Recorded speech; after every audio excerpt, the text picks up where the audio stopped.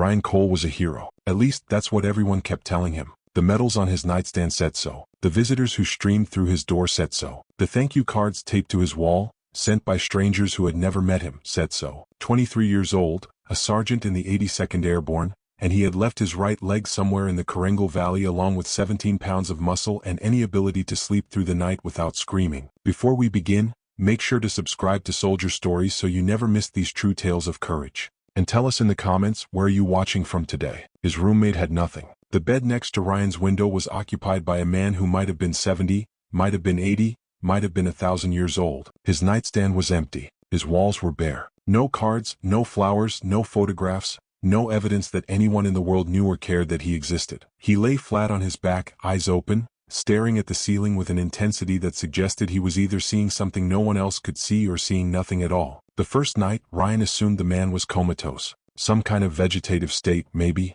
A body waiting for a death that was taking its time. But then a nurse came to check vitals and the old man moved. His head turned. His eyes tracked her across the room. He was aware. He was present. He just wasn't participating. Who is he? Ryan asked the nurse after she'd finished. She shrugged, checking something off on her tablet. No one knows. He was transferred from the VA in Phoenix 6 weeks ago. No family listed. No emergency contacts. His file is restricted. Restricted? What does that mean? It means I can't access it. She glanced at the old man, then back at Ryan. He doesn't talk. Hasn't said a word since he got here. Doctors think it might be psychological. Trauma-induced mutism. Or maybe he just doesn't have anything to say. She left. Ryan sat in his wheelchair, staring at his roommate. The old man stared at the ceiling. Neither of them spoke. That first night set the pattern. Ryan had visitors during the day. His mother, his girlfriend, his squad leader who had made it out with both legs and couldn't stop apologizing for it. The room filled with noise and flowers and the forced cheerfulness of people who didn't know what to say to a 23-year-old who would never run again. The old man had no one. He lay in his bed like a forgotten monument, present but unacknowledged, breathing but not living. When Ryan's visitors came, they glanced at him once and then pretended he didn't exist. It was easier that way. Less awkward. Less confronting. Ryan hated him at first. Not for anything the old man did, but for what he represented. A future. A possible future. Decades of lying in a hospital bed with no one to visit, no one to care, no one to remember that you had ever been young and strong and full of the kind of stupid courage that makes men volunteer for war. Can I get a different room? Ryan asked his doctor during rounds.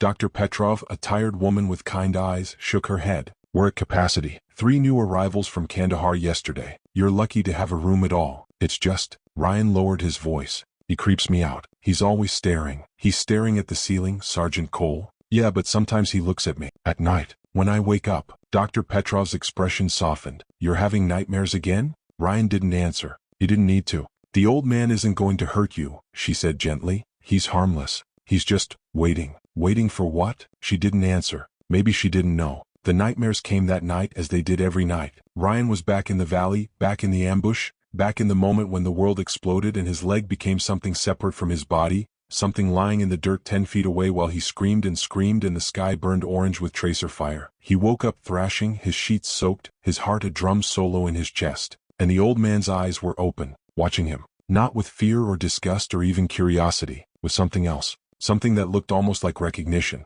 What are you looking at? Ryan snapped, his voice ragged. The old man didn't answer, but slowly, almost imperceptibly, he shook his head. Not a dismissal, a gesture that seemed to say, I know, I understand, I've been there too. Ryan stared at him for a long moment. Then he turned away, pulled his blanket up to his chin, and forced himself to breathe. In the darkness he could hear the old man breathing too. Steady, come. The breathing of someone who had made peace with things Ryan couldn't even name. The first clue came 3 days later. Ryan was being wheeled back from physical therapy, his residual limb aching, his spirit lower than it had been since the amputation. He passed a group of doctors in the hallway, their voices low but not low enough. Classified for a reason. 3 wars. You know what that means. I'm just saying someone should contact the VA. The VA sent him here because they couldn't handle him. Whatever's in that file, it's above our pay grade. Ryan's wheelchair stopped. He looked up at his orderly. Did they say 3 wars? The orderly shrugged. Wasn't listening, but Ryan was listening. 3 wars. His roommate, the silent old man with the empty nightstand, had served in 3 wars. Korea?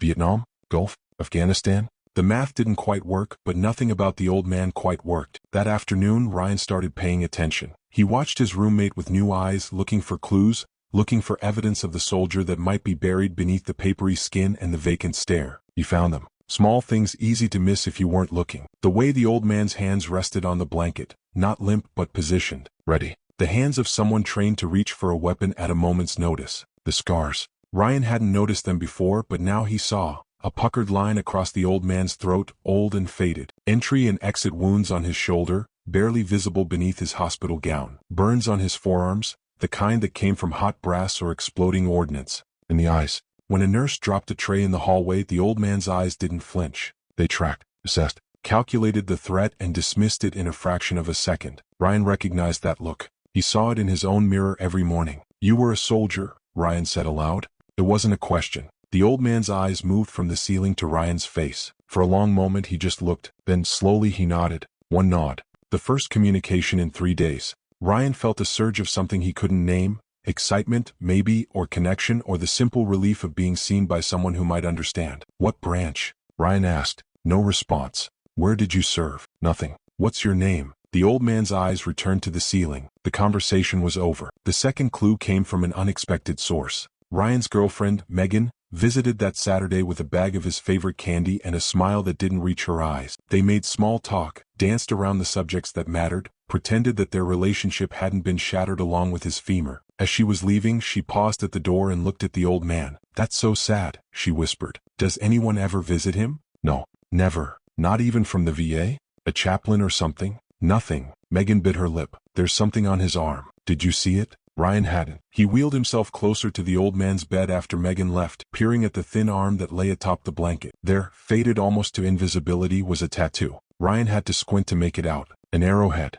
Inside it, the number 75 and a single word. Ranger. Ryan's breath caught. 75th Ranger Regiment. The most elite light infantry unit in the United States Army. The men who jumped into Grenada, who stormed the beaches of Normandy's successor operations, who conducted the most dangerous raids in Afghanistan and Iraq. Not just a soldier, a ranger. He looked at the old man with new eyes. The age, the frailty, the silence, it all fell away and Ryan saw something else. Something he had missed because he'd been too busy seeing what he expected to see. "You're a ranger?" he said softly. The old man's eyes moved to meet his. And this time Ryan saw the ghost of something in them. Pride maybe, or sorrow, or both. "What happened to you?" Ryan whispered. The old man closed his eyes. A tear, a single tear, slid from the corner of his eye, tracing a path down his weathered cheek, disappearing into the pillow. Ryan didn't ask any more questions that day. The nightmares got worse. Ryan woke up screaming 3 times in one night, each time certain he was back in the valley, each time feeling the phantom pain of a leg that no longer existed. The nurses offered sedatives. He refused. He had seen what sedatives did to men in this hospital, how they turned warriors into zombies, how they traded one kind of suffering for another. On the 4th night, he woke from the worst nightmare yet, the one where he watched his best friend bleed out, where he held Martinez's hand while the life drained from his eyes, and found the old man standing beside his bed. Ryan nearly screamed again. The old man shouldn't have been able to stand. He was bedridden, barely able to lift his head. But here he was, swaying slightly, one hand gripping the bed rail, the other extended toward Ryan's shoulder. What are you doing?" The old man didn't speak. Instead, he did something Ryan didn't expect. He placed his hand on Ryan's chest, right over his heart. The touch was light, almost weightless, but Ryan felt it like an anchor. The old man breathed in, slow and deliberate, then out. His eyes never left Ryan's face. His hand never moved from Ryan's chest. Ryan found himself matching the rhythm. The panic receded, wave by wave, until his heart rate slowed and his breathing steadied and the nightmare faded back into the darkness it had come from. The old man nodded once, satisfied. Then he shuffled back to his bed, lowered himself onto the mattress with obvious pain, and resumed his position staring at the ceiling. Neither of them mentioned it in the morning. But the next night, when Ryan woke up screaming, the old man was already there. And the night after that, and the night after that. Every single night, without fail, the silent old ranger dragged himself out of bed to calm a young soldier he had never spoken to. Ryan started to wonder if maybe this was why the old man was here. Not to wait for death, but to help someone else survive. 2 weeks into their cohabitation, Ryan decided to investigate. He wheeled himself to the hospital's small library, found a computer, and started searching. 75th Ranger Regiment, Korea, Vietnam. Anyone matching the old man's approximate age and description. What he found made his blood run cold. There were stories, scattered across old news articles and military history sites, about a ranger sergeant who had served in 3 conflicts across 5 decades. Korea in 1951, where he had been one of the youngest soldiers in the regiment. Vietnam from 1967 to 1969, where he had completed 4 tours and earned more commendations than any enlisted man in his battalion. And then, impossibly, Afghanistan in 2002, where a 67-year-old military advisor had reportedly saved an entire O-Day team during a Taliban ambush. The name in the articles was Sergeant Major Thomas Avery. The face in the photographs, grainy, decades old, was unmistakably the man in the bed beside Ryan's window. 3 wars, 5 decades of service, more confirmed kills than anyone wanted to count, and more lives saved than anyone could count. The man was a legend, a ghost story that special operations soldiers told each other in hushed tones. Most people thought he was dead. Some people thought he had never existed at all. But he was here, in Walter Reed, dying in silence, with no family, no recognition, no one to hold his hand at the end. Ryan wheeled himself back to the room, his mind racing. The old man, Sergeant Major Avery, was asleep or pretending to be. Ryan sat in his wheelchair for a long time, watching him breathe, trying to reconcile the frail figure before him with the warrior in those stories. "Why are you alone?" he whispered. "Where is everyone who should be here?" The old man's eyes opened. He looked at Ryan for a long moment. Then, slowly, painfully, he raised one hand and pointed at his own chest. "I sent them away," the gesture seemed to say. "I chose this." "Why?" The old man's hand moved to point at Ryan, then at the hallway outside, then at his own chest again. "Because of you. Because of them. Because this is where I'm supposed to be." Ryan didn't understand. Not yet. The truth came out in pieces over the following days. Avery still wouldn't speak, but he communicated in other ways: gestures, expressions, the occasional written word on a napkin when the message was too complex for mime. Ryan learned that Avery had a family once. A wife who had died in 1994. A son who had been killed in Iraq in 2005. A daughter who had begged him to stop, to rest, to let younger men fight the wars. He had refused. He couldn't stop. Stopping meant remembering. Remembering meant feeling. And feeling meant drowning in grief that had been accumulating for half a century. So he kept going, kept fighting, kept finding ways to be useful until his body finally betrayed him. The diagnosis was pancreatic cancer, stage 4, inoperable. The doctors had given him 3 months 6 weeks ago. He had refused treatment. What was the point? And requested transfer to Walter Reed. Not for himself. For the young soldiers who came through these halls, broken in body and spirit, needing something that medicine couldn't provide. He had chosen to spend his final days doing what he had always done, protecting those who couldn't protect themselves. The night terrors,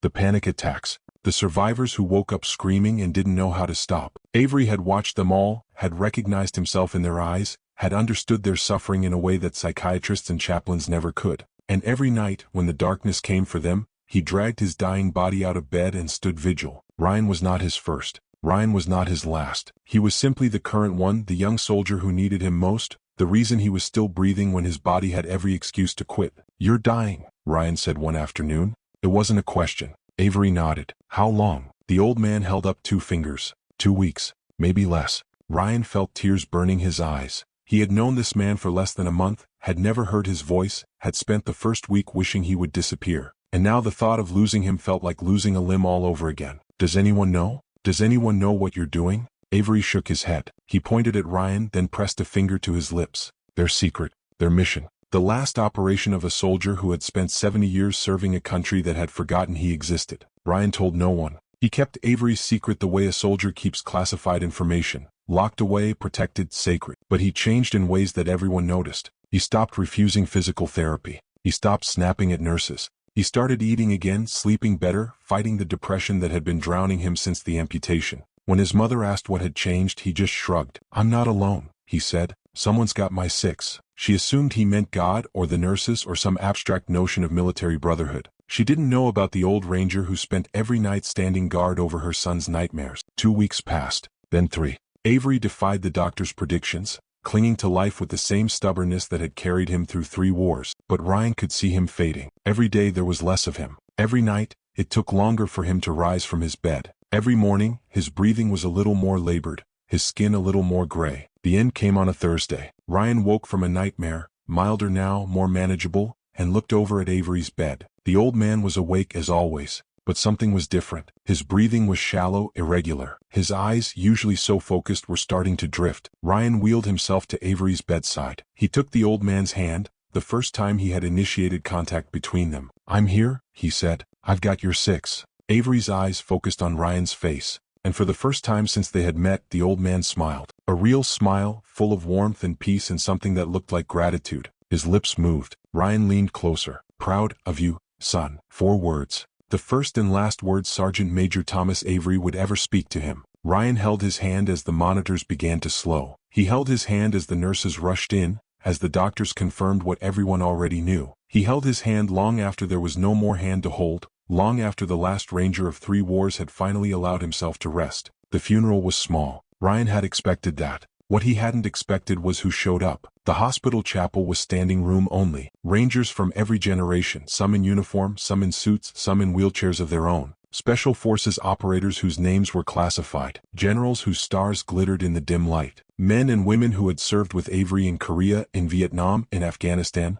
Survivors who had heard somehow, through the invisible network that connects all warriors, that their legend was gone. Ryan sat in the front row, his dress uniform immaculate, his missing leg hidden beneath pressed trousers. He hadn't known if he would be welcome here among these giants. But when the Rangers saw him, the young sergeant from the 4th floor, the last man Avery had protected, they made room, they nodded, they accepted him as one of their own. The eulogies went on for 2 hours. Story after story of impossible courage, of lives saved, of missions that would never be declassified. Ryan learned things about his roommate that made his previous admiration seem like an understatement. Avery hadn't just served in 3 wars, he had shaped them, had turned the tide of battles, had trained generations of special operators who had gone on to train generations more. And at the end of his life, when he could have demanded recognition, could have lived out his days in comfortable obscurity, he had chosen to spend his final weeks in a hospital room, helping young soldiers survive their nightmare. When it was Ryan's turn to speak, he wheeled himself to the podium and looked out at the sea of faces. Warriors, all of them. Men and women who understood sacrifice in ways civilians never could. I didn't know who he was, Ryan began. When they put me in that room, I thought he was just some old man, some forgotten patient that no one cared about. I wanted him gone. I wanted a different room. He paused, steadying himself. But every night when I woke up screaming, he was there. Every single night. He couldn't walk without pain. He couldn't talk at all. But he dragged himself out of bed and stood next to me until the nightmares passed. Ryan's voice cracked. He didn't try to hide it. He never asked for anything. Never told me who he was. Never wanted credit or recognition. He just served. Until the very last second of his very last day. That's who Sergeant Major Thomas Avery was. Not the medals, not the missions, not the legend. He was a man who couldn't stop giving even when he had nothing left. Ryan finished his speech with a salute. The entire chapel rose and returned it. A standing salute that lasted for a full minute, the highest honor soldiers could give. After the funeral, a 3-star general approached Ryan. His eyes were red, but his voice was steady. Sergeant Cole, I understand you were with him at the end. Yes, sir.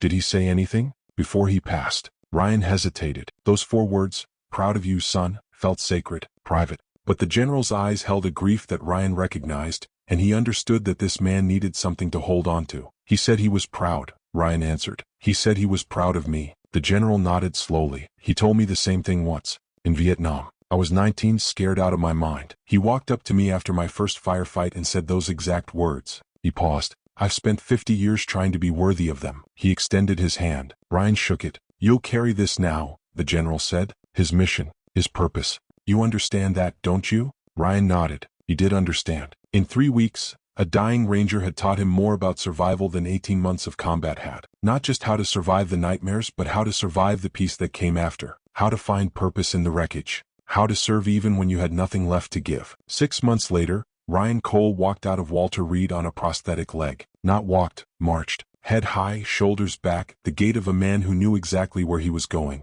He went to work for the VA, counseling young veterans with PTSD. He visited hospitals at night, sitting with soldiers who woke up screaming, holding their hands, breathing with them until the darkness passed. He never told them about Avery. He didn't have to. The legacy spoke for itself. On his desk, in a small frame, he kept a photograph. Not of Avery. There were no photographs of Avery in his final years. Instead, it was a picture of 2 beds in a hospital room, one empty, one occupied by a young sergeant staring at the ceiling. Beneath the photograph, Ryan had written 4 words. I've got your 6. And somewhere, in whatever peace awaited warriors who had given everything, Sergeant Major Thomas Avery smiled. Moral of the story, true heroes don't seek recognition. They seek purpose. And the greatest battles are often fought in silence, in hospital rooms, in the space between nightmares. If this story moved you, don't forget to show your support. Please subscribe for more soldier stories. We bring you true tales of courage, sacrifice, and honor. Stories that remind us of the quiet strength carried by those who serve. Until next time, stay safe, stay strong, and never forget the heroes among us.